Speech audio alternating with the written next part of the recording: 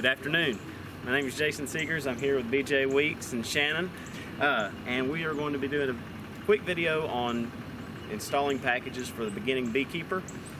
Today is April 1st of 2021. It's about 51 degrees today, which for most people would say it's a little bit cool to be working bees, but according to BJ, it's actually a perfect temperature to be installing bees into the hive because the bees won't be so apt to fly. One of the first things you want to be sure you do when you are starting to install a beehive is make sure that you have all of your equipment in place before you even get your bees to the location. It takes a while to set up the equipment, and you want to be able to get your bees in there and in their new home as quickly as possible once you arrive. We've got here a 3-pound package of bees. This package will have somewhere between 9,000 to 9,500 bees in it, roughly 3,000 bees a pound. And BJ's been kind enough to supply it to the Bee Club for this demonstration. You can see on the top it's sealed in by a small wooden panel. And when we get ready to actually remove these bees, we'll start by taking off that panel. But one of the first things that you want to do when you're starting to install a package of bees, BJ's just walked up, is to go ahead and give them a good soak with sugar syrup. That allows them to stick together. It gives them a quick something to eat, but mainly it just prevents them from flying off when you remove that top lid. So,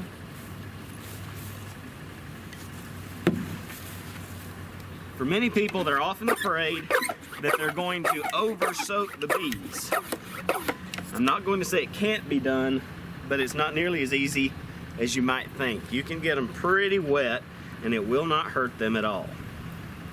They'll be very quick to soak each other up, or soak up the syrup. Just be sure and wet that cluster down, both sides. Bump them so you get it right on top of the bunch of bees. They'll run down through them that way. Give it a quick bump. And again, we are not hurting the bees. We're just making sure everybody gets a good drink. And they're also stuck together. The next thing we're going to do, when we open this, you'll find that there's a queen cage inside, and we'll see this is actually a queen from a different box over there, but it's one for demonstration purposes. It will have a wire strap, which we'll see in a moment.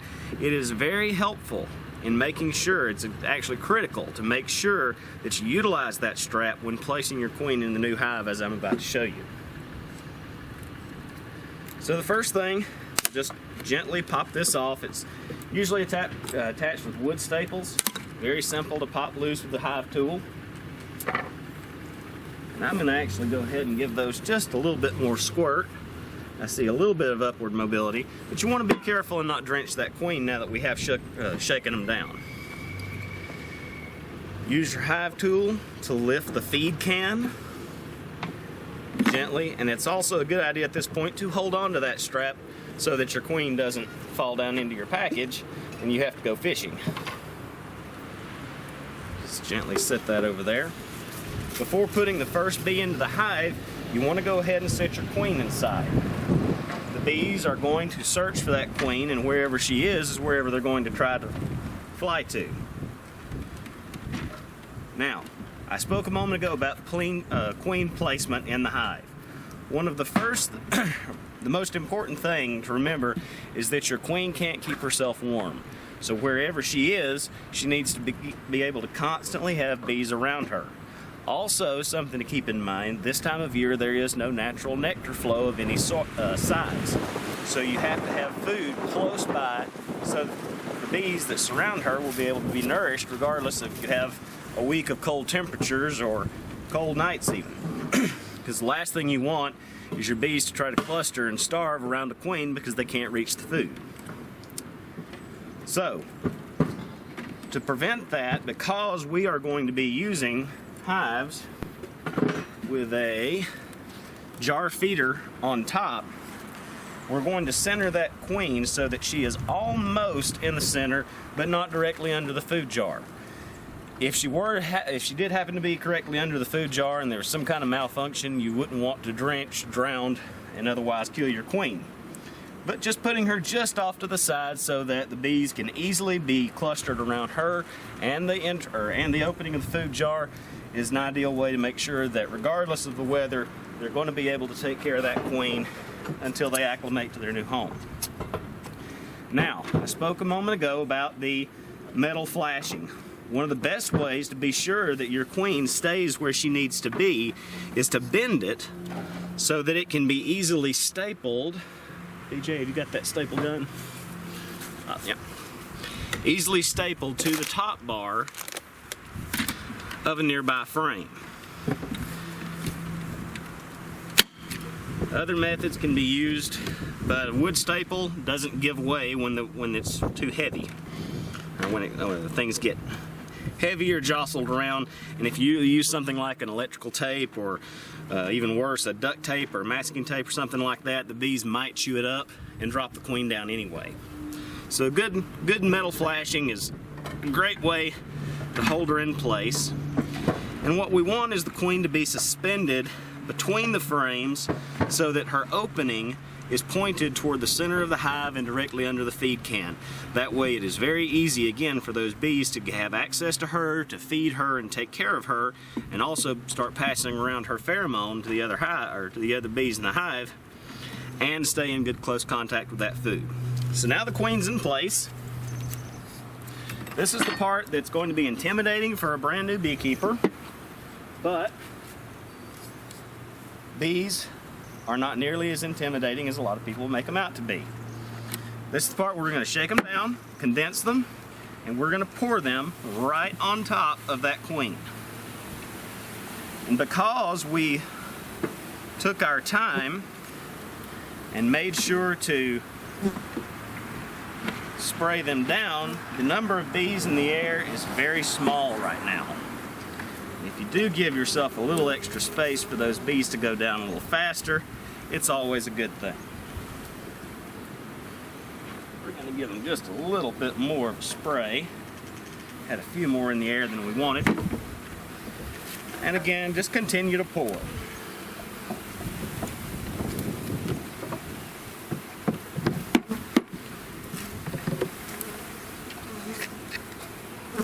You can see these bees are attracted to my dark hair.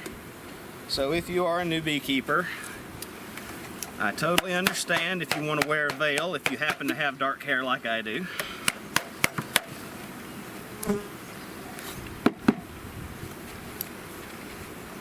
Probably could have sprayed these bees down just a little bit more to have a few fewer in the air.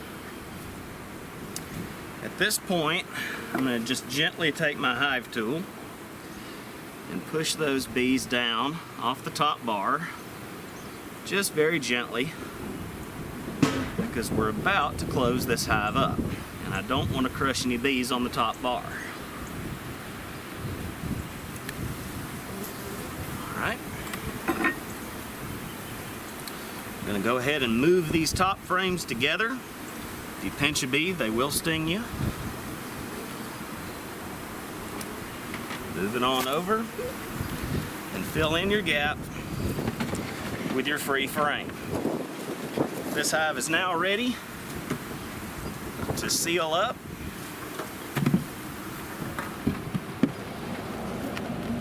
We have successfully installed a hive of bees once, and this is important, once you've put your feed jar in place.